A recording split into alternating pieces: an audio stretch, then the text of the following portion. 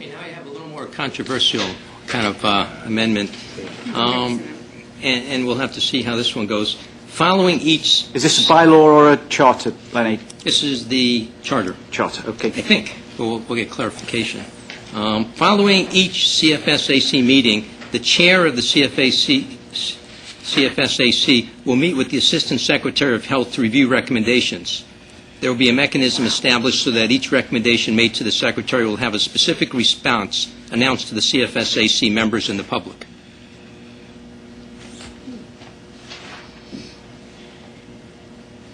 Does any other advisory committee chair do that currently? No. And didn't he say that there were 150 of them? Yes. Good luck.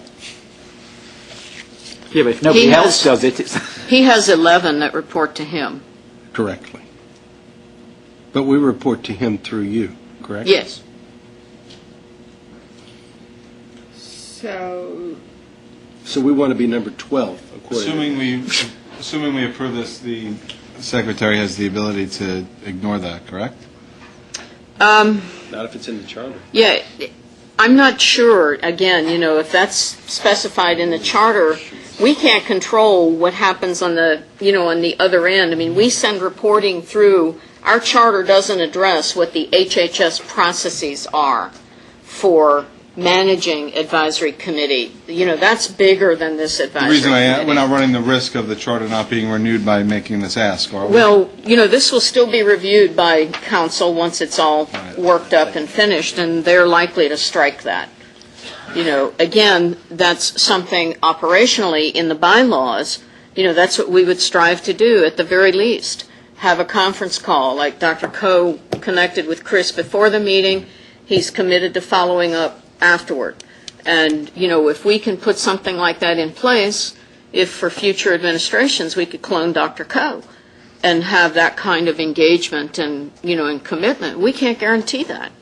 This is very much driven by the person you get in that position who, things are sent forward, but what happens to them after that?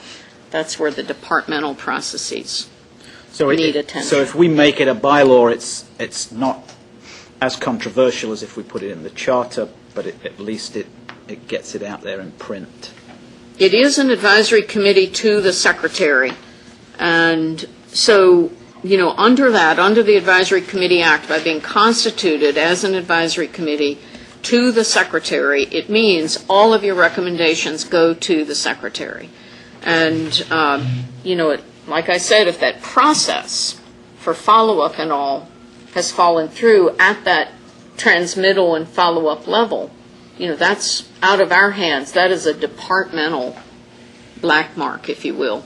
And I know it's one that they are attending to.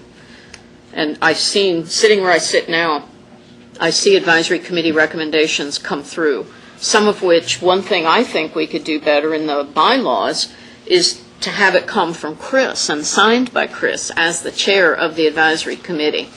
It shouldn't be coming from me. I might transmit it on behalf, from my office as the DFO, but on behalf of the committee, it's transmitted by the chair. I think those seem to carry much more weight. Those are some pretty impressive packages that come through. There's no second for the motion at the moment. Oops, and we've been talking about it.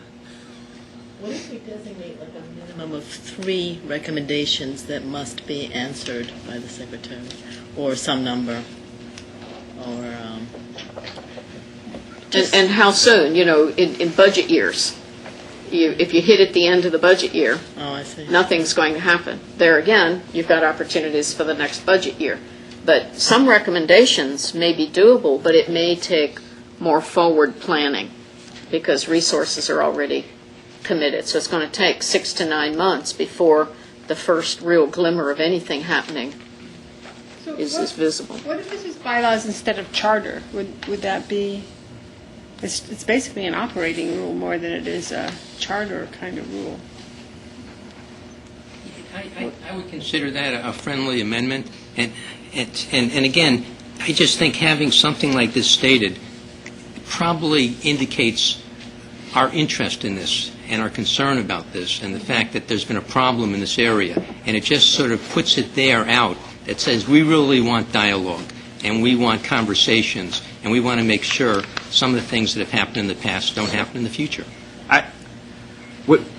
We've actually got that out there, and it's been acknowledged by the Undersecretary. So my only concern is that the language is appropriate to that. I don't mind having it in writing, but he did acknowledge the problem, and we just need to see what the next step is going to be. If he starts to address it, then that'll be great. I was very encouraged today. If we add something like every effort should be made, or just to soften it a little bit. Generally, I don't like softening things, but That's a friendly amendment. Every effort should be made. I find that's no problem. If you want to put that in, that's fine. but we never had a second anyway. But We got a second. so I didn't write that down again, Lenny. Can you just get it? So this is a bylaw. By law, motion. Yeah. Following each CFSAC meeting, the chair of the CFAC will meet with the Assistant Secretary of Health to review recommendations. There will be a mechanism established so that each recommendation made to the Secretary will have a specific response announced to the CFSAC members and the public. Okay. And every effort made. Goes in prior to That's the right. should be made for the chair to meet with the Exactly. secretary, and that covers the feedback as well.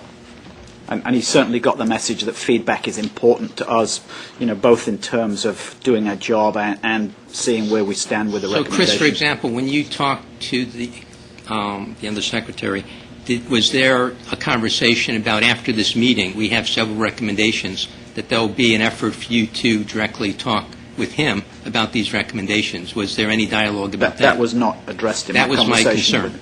So. We talked about it after you hung up. Unfortunately, I realized after we were finished that this has been the big hang-up, so Yeah. but he had So- indicated he's willing. So I put it out there in my conversation, but obviously it was relative news to him, which he certainly needed to process.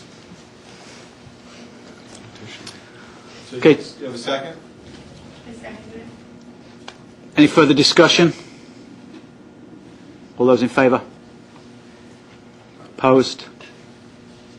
Abstentions? Motion carries.